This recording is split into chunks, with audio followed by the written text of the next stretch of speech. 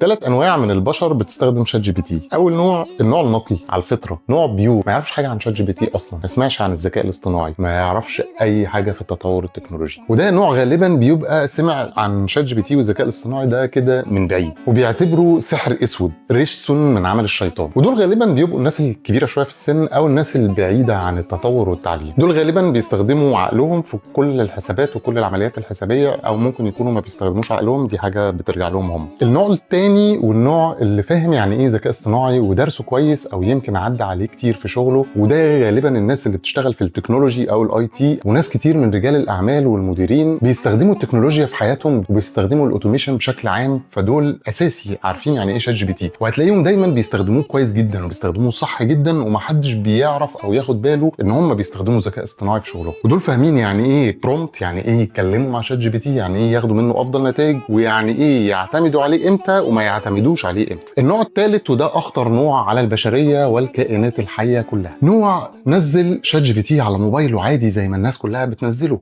وبدا يتكلم معاه ويستفيد منه من غير ما يكون عنده معلومات كتير عنه، برضه عادي مفيش مشكله. المشكله بقى ان انت بتعتمد عليه بشكل غير مدروس بالمره، وبتطلع منه نتائج مغرقه شغلك وحياتك، وانت بتبقى فاكر ان النتائج دي هايله. هو صحيح اللي انت بتطلعه ده بيبقى مترتب ومتنظم وطالع شكله حلو، بس عايز اقول لك ان الحاجات دي لما بتجيلنا احنا بنشوف ان اللي انت عامله ده عباره عن ربش يعني زباله، كلام ملوش اي هدف وملوش اي عمق وملوش اي استراتيجيه، مجرد كلام مترتب. المشكله ان انت بتبقى فاكر ان دي نتيجه عظيمه وهايله. فنصيحتي ليك بلاش تعتمد عليه قوي، علشان انت مكشوف قوي للناس اللي فاهمه يعني ايه شات جي بي تي. حاول تبقى يا من النوع الاول يا من النوع الثاني، انما النوع الثالث ده حاول تخرج منه باي شكل. يا ريت تقول لي بقى انت من انهي نوع، ويا ريت تشير الفيديو ده للنوع الثالث، ولا بلاش تشيره له، خليه كده على عماه عشان ما يعرفش ان في انواع اساسا.